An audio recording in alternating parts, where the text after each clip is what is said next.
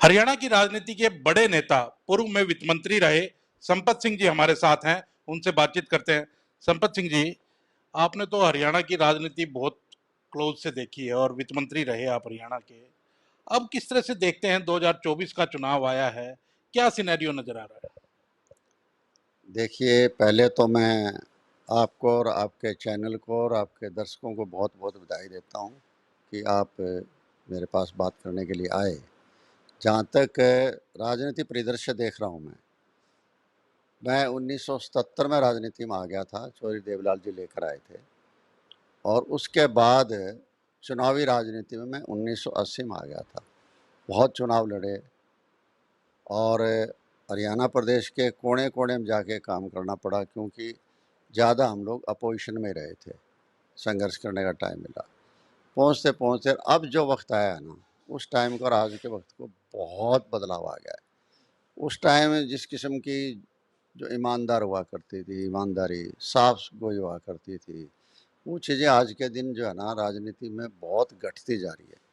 चंद एक लोग रह गए हैं, जो राजनीतिक कहलाने के लायक है।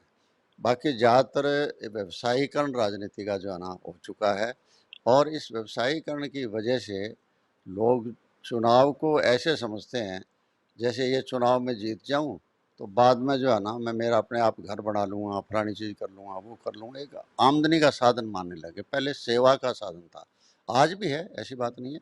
काफ़ी लोग हैं आज भी सेवा भावना रखते हैं, लेकिन ज़्यादातर जो है ना बदलाव आ गया है। और अब ये जो पिछले 10 साल हम देख रहे हैं, ये 10 साल में तो जितना घमंड आया है, जितना जनता से राजनीतिक लोग कटते रहे हैं और जितना ब्यूरोक्रेसी के हाथ में सौंपते रहे हैं सारा काम, उससे जनता वाक़ई में बहुत दुखी हो गई है। मतलब एक किस्म का सत्ता जो है वो राजनीतिक लोगों के हाथ की बजाय ब्यूरोक्रेट के हाथ में चली गई। तो उस आपने तो लगातार जिस तरह से राजनीति की है और चौधरी देवीलाल आपको उंगली पकड़ करके राजनीति के अंदर लेकर के आए थे, और अब आप कांग्रेस पार्टी के अंदर हैं, लंबे समय से हैं।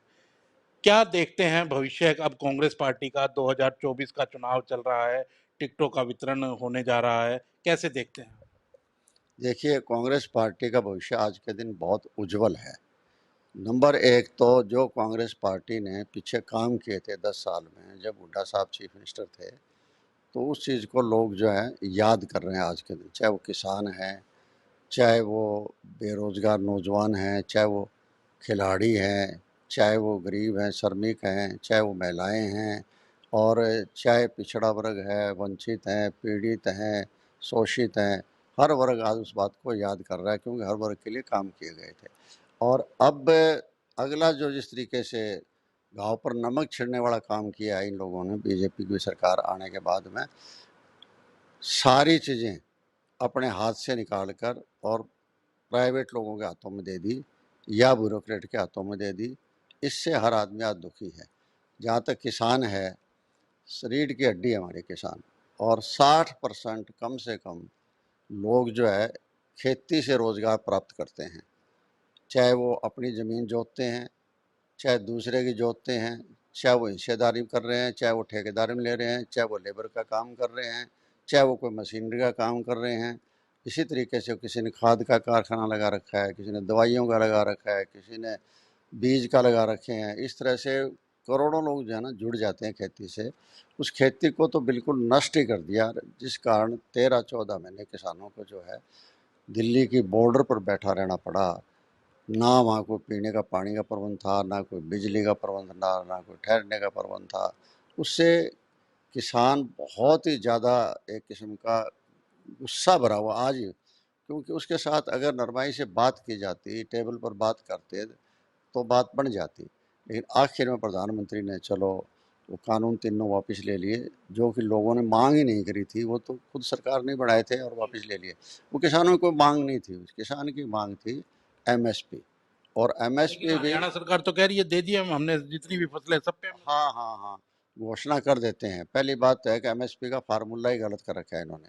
अकेली एमएसपी नहीं है, एमएसपी है वो C2 फार्मूला प्लस जो है 50% प्रॉफिट का। तो आप एमएसपी का मतलब आपका है मिनिमम सपोर्ट प्राइस। यहाँ तो मिनिमम सपोर्ट प्राइस लिखते हो, और दवाइयों में लिखते हैं, क्या लिखेंगे आप, maximum MRP, maximum retail price price के, आप इससे ऊपर नहीं ले सकते। और इससे अंदाज़ा लगा लो कि उनको तो मैक्सिमम दे रहे हैं और किसान को मिनिमम दे रहे हैं, तो किसान का गुजारा कैसे होगा? इसीलिए तो किसान कर्जवान होता जा रहा है, किसान खेती से बेरोजगार होता जा रहा है, और वो बेरोजगारी इतनी फैल गई है कि सरकार को समझ में नहीं आ रही कैसे पूरी करें। खुद सरकार ने कोई नौकरियां नहीं निकाली, अगर निकाली है तो 300-300 किलोमीटर दूर बच्चे पेपर देने के लिए गए, 12-12 महीने तक प्राइवेट सेंटरों में, कोचिंग सेंटरों में लगे रहे, एकेडमी में लगे रहे, और बाद में वापस आए पेपर लीक हो गए, पेपर लीक हो गए तो कैंसिल हो गए। तो एक किस्म का सबको जो है ना डिप्रेशन में नौजवान जितने भी डाल दिया, और एक सरकार ने खुद ठेके का काम शुरू कर दिया। ये कौशल रोजगार जो निगम बनाई है, ये सरकारी ठेकेदार हैं ये, और इसी कारण इसमें जो भी लगता है बच्चा, सरकार जो तनख्वाह देती है, एक तनख्वाह में यहाँ 4 रखते हैं ये, और उस पर भी जीएसटी लगती है। जीएसटी का मतलब क्या होता है, गुड्स एंड सर्विस टैक्स, क्योंकि ये सर्विस प्रोवाइडर है, कॉरपोरेशन है, जो आपकी कौशल रोजगार निगम है, निगम, निगम इन कॉरपोरेशन। तो ये आपको रोजगार प्राप्त करने का एक साधन बन गया, आपका सर्विस सेंटर बन गया, तो इसलिए इस पर सर्विस टैक्स भी लगता है उनके ऊपर। तो इतने, इससे बड़ी जाति फिर इस पता नहीं लगता कि कौन है, मेरिट क्या मेरिट है, कब लिया कब निकाला, किसी को कोई मालूम नहीं है। कहने को ऑनलाइन कर दिया है, लेकिन वो एक दुकान ऐसी खोल दी है, इनके दफ्तरों में भी कह देते हैं बिना खर्ची बिना पर्ची। इनके खुद के दफ्तरों में जो सेक्रेटरी, जॉइंट सेक्रेटरी या और अधिकारी मिले हैं, 2.5-2.5, 3-3, 4-4 करोड़ रुपए कैश के वहाँ मिले हैं। दफ्तरों में कैश का क्या मतलब, बिल्कुल देखा गया कैश कि वहां जो रिश्वत लेते हुए पकड़े गए। पकड़े गए। अभी किस तरह से देख रहे हैं, क्योंकि चुनाव आ गया है, अब संपत सिंह की भूमिका क्या होगी इस चुनाव के अंदर? खुद के लिए टिकट मांग रहे हैं, बेटे के लिए टिकट मांग रहे हैं, या किस तरह से राजनीति आगे बढ़ने वाली देखिए, ये फैसला तो पार्टी करेगी। टिकट मैंने भी मांगी है और टिकट बेटे ने भी मांगी है। जो पार्टी चाहेगी वही होगा। पार्टी मुझे टिकट देती है तो मैं चुनाव लड़ लूँगा, बेटे को देती है तो बेटा चुनाव लड़ लेगा। अब मैं ये मानता हूँ अश्योर्ड, इसलिए अश्योर्ड मानता हूँ कि मैं आज हरियाणा की राजनीति में सबसे ज़्यादा, अपने आप पर बड़ाई की बात नहीं है लेकिन सच्चाई है, कि राजनीति में जितना मेरा अनुभव है, आज के दिन किसी दूसरे व्यक्ति का इतना अनुभव नहीं है, ताकि पार्टी मेरे अनुभव का फ़ायदा ज़रूर उठाएगी। तो आपको ज लगता है कि अनुभव को वरीयता दी जाएगी दी जाएगी, कहीं ना मुझे कहीं? लगता है। और कौन सा हल्का है जिससे आप और गौरव संपत सिंह टिकट मांग रहे हैं? नलवा हल्के से मांग रहे हैं हम लोग, क्योंकि परमात्मा की दया से मेरा ऐसा रहा है, जहाँ भी मैं गया हूँ ना, लोगों ने हाथों हाथ लिया है। पहले मैं भट्टू हल्के से लड़ता था और वहाँ से चुनाव जीतता आया। उसके बाद बाई इलेक्शन आ गया फतेहाबाद के अंदर, तो फतेहाबाद से भी लोगों ने सरकार के सामने बाई इलेक्शन मुझे जिताया, हाथों हाथ ले लिया। उसके बाद ये नए प्रेसिडेंट होने के बाद में हल्का भट्टू टूट गया, और टूटने के बाद मुझे जो टिकट दी फतेहाबाद की बजाय मुझे दे दी नड़वा में। नड़वा में 35 गांव आदमपुर हल्के के थे, उसके बावजूद लोगों ने मुझे जिताया। और माननीय श्रीमती जसमा देवी जी, चौधरी भजनलाल जी की पत्नी, उन्होंने चुनाव लड़ा, उसके बावजूद मैं 11,000 वोटों से यहाँ से जीता। तो इस हल्के के लोगों ने मुझे ऊपर तो उठाया। कहीं ना कहीं पूरी हाँ, तरह से आश्वस्त हैं टिकट के लिए? आश्वस्त तो मेरे पास तो, दुधानी जी क्या बताऊँ आपको, ऐलनाबाद के एरिए से भी दिन में 20-30 टेलीफोन आ जाते हैं कि आप हमारे यहाँ ऐलनाबाद से चुनाव लड़ लो। तो मतलब ये मेरे लिए बहुत ही सौभाग्य की बात है। देखो, चुनाव मैं कहाँ से लड़ूंगा कहाँ से नहीं लड़ूंगा वो एक अलग बात है, पार्टी जैसा चाहेगी वही करूंगा, लेकिन ऑफर आना, और आम आदमी ऑफर करता है, इसका मतलब है कि वो कुछ न कुछ मेरे में देखता है। कांग्रेस पार्टी का लगातार अब एक बात चल रही है कि गठबंधन किया जाए, वो आम आदमी पार्टी के साथ है, सपा के साथ है, आरपीआई के साथ है। तो क्या लगता है कि इस गठबंधन का कोई फायदा मिलेगा, या गठबंधन नहीं करना चाहिए? देखिए, स्टेट कमेटी तो पहले से यही चाह रही थी कि गठबंधन की हमें ज़रूरत नहीं है, हम अपने आप में ही अच्छे वोटों से और बहुत ही अच्छे अपना सीटें जीतकर सरकार बनाएंगे। लेकिन जो पार्टी के डायरेक्शन मिलती है वो हाईकमांड से मिलती है, और हाईकमांड ये चाहता है कि इंडिया गठबंधन के सामने जो, इंडिया गठबंधन के जो वोट हैं उनमें बंटवारा ना हो, उनकी सोच ये सोच मैं मानता हूँ कि उनकी सोच अच्छी है, देश के हिसाब से अच्छी है। तो कई बार क्या होता है कि स्टेट में पार्टी को थोड़ा बहुत अपना इंटरेस्ट छोड़ना पड़ता है बाहर लार्जर इंटरेस्ट के लिए, देश के इंटरेस्ट, क्योंकि आज खतरा है। तो देश के अंदर जिस तरह की सरकार बन रही है, बनी हुई है, चाहे वो संविधान के लिए भी खतरा है, वो देश के सुरक्षा के लिए भी खतरा है, वो देश के स्वतंत्रता के अधिकारों के लिए भी खतरा है, हर वर्ग के लिए खतरा है। इसलिए उनको लड़ने की, लोगों को आपस में बांटने का भी खतरा है, जात पात के ऊपर, कोई धर्म के ऊपर। इसलिए इस किस्म की सरकार को एक बार छुट्टी करने के लिए, देश से छुट्टी करने के लिए सभी लोगों को कुछ न कुछ तो सेक्रीफाइस करनी पड़ेगी। हालांकि मानता हूं मैं कि हरियाणा कांग्रेस पार्टी नहीं चाहती थी कि समझौता हो, लेकिन लार्जर इंटरेस्ट के लिए ये चीज़ होगी, ज़रूर होगी। जो भी हाईकमांड कहेगा, हमारी स्टेट पार्टी भी उसी बात को मानेगी। दिल्ली से कोई मैसेज आया, क्योंकि 70 टिकटों पे लगभग डिस्कशन हो चुका है, तो उसमें नलवा भी स्वाभाविक है कि होगा ही। तो कोई मैसेज, कोई इंडिकेशन मिला संपत सिंह जी को? मेरे पास किसी का भी कोई इंडिकेशन नहीं मिला है, क्योंकि जो टिकटों का वितरण हो रहा है और जिस तरीके से उन पर डिस्कशन हो रही है, मैं इसको अच्छा मानता हूँ कि बाहर कोई अफवाह नहीं फैल रही है। इसका मतलब है कि कांग्रेस हाईकमांड का एक अच्छा डिसिप्लिन का जो काम चल रहा है, ये इसको मानता हूँ। वरना क्या होता था, कोई बाहर आके कुछ कह देता था, कोई कुछ कह देता था।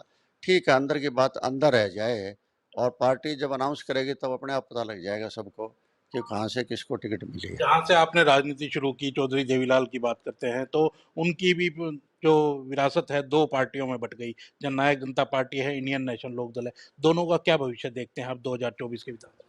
देखिए, उनके जहाँ तक विरासत की बात है, दो विरासत है। एक तो पारिवारिक विरासत, एक राजनीतिक विरासत। राजनीतिक विरासत सबसे ज़्यादा तो आज के दिन कांग्रेस में है। आज कांग्रेस का हमारे पार्टी के प्रधान हैं, वो भी चौधरी देवलाल की राजनीतिक विरासत से आए हैं। संपत सिंह है, वो भी राजनीतिक विरासत चौधरी देवलाल से आए हैं। हमारे जो स्पीकर है और मंत्री रहे सीनियर, डॉक्टर रघुवीर सिंह भी उन्हीं की विरासत है, और डांगे साहब भी उनकी है। मतलब पार्टी के अंदर आप देखोगे तो तकरीबन तकरीबन चौधरी देवलाल के आदमी जो है कांग्रेस पार्टी को ही लीड कर रहे हैं आज के दिन। तो उनकी विरासत तो बहुत बड़ी थी, राजनीतिक विरासत। हाँ, पारिवारिक विरासत है, वो आज के दिन सिकुड़ गई है। उनकी तो बड़ी है, बल्कि हर पार्टी के अंदर आज आपको मिलेंगे। वो बिहार में मिलेंगे, गुजरात में मिलेंगे, हर प्रदेश के अंदर, यूपी में मिलेंगे आपको, पंजाब में मिलेंगे, हर जगह मिलेंगे, क्योंकि बहुत बड़ी विरासत है उनकी। उनका कैसे भविष्य हाँ, देखते हैं जो उसका, पारिवारिक? लेकिन पारिवारिक का भविष्य जो है ना, जिस तरीके से, देखिए, घर में जब कलह हो जाती है ना, और आपस में ज़्यादा लोभ आ जाता है, तो फिर इसी तरह के हालात होते हैं। हम तो पुरानी हिस्ट्री पढ़ी हमने, चाहे वो मुगलों की हिस्ट्री थी, चाहे हमारी हिस्ट्री थी, देश की हिस्ट्री थी, हमने देखी है। क्योंकि इतनी प्रतिस्पर्धा बढ़ जाती है परिवार के अंदर, कुछ न कुछ कंट्रोल करके चलना पड़ता है। जैसे मुझे याद है एक वाक़ा, 1991 में चौधरी देवलाल जी का फार्म भरा दिया गया था गिराए से, और चौधरी ओम प्रकाश चौटाला जी ने फार्म भर दिए थे दड़बे से, और चौधरी रणजीत सिंह जी ने फार्म भर दिए थे रोड़ी से।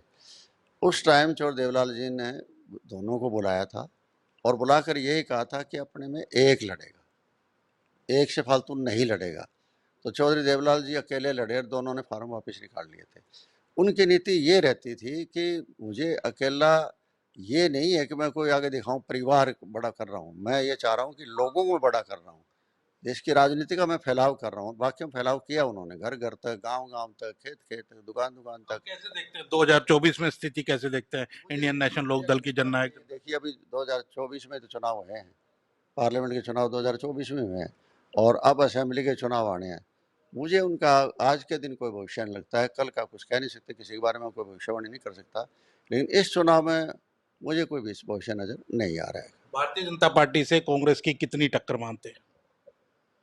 मेरे हिसाब से तो भारतीय जनता पार्टी की टक्कर इस बार बहुत ही, मतलब, कमज़ोर टक्कर भारतीय जनता पार्टी ले पाएगी।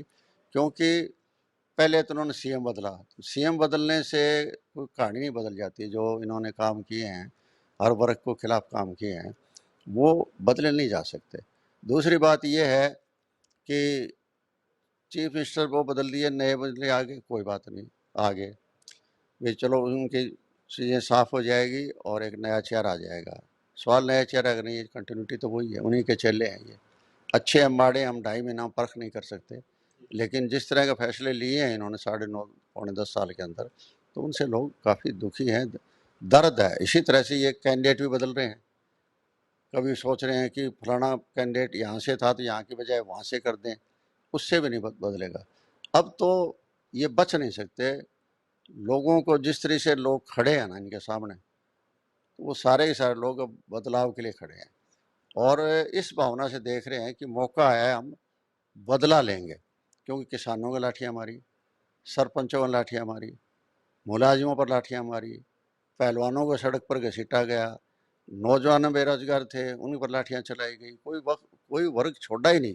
और सबसे बड़ा काम तो इन्होंने जो गलत काम किया है वो किया है अग्निवीर वाला। पहले गांव के बच्चे जो है मिलिट्री में दौड़ धूप करके लग जाते थे और वो दौड़ धूप की वजह से वो अच्छी नौकरी मिल जाती थी, इज्जत की नौकरी मानते थे मिलिट्री की। आज उसको 4 साल का जो किया है ना, इससे बहुत बड़ा धक्का मतलब देश के हर कोने में लगा है। पहले जैसे लेकिन सबसे ज़्यादा हरियाणा में यूँ लगा है कि हरियाणा के फौजी सबसे ज़्यादा है। 2% आबादी है हमारी और 10% से फालतू हमारे सैनिक है, तो इसलिए हरियाणा को तो सबसे ज़्यादा झटका इस बात का लगा ही लगा है।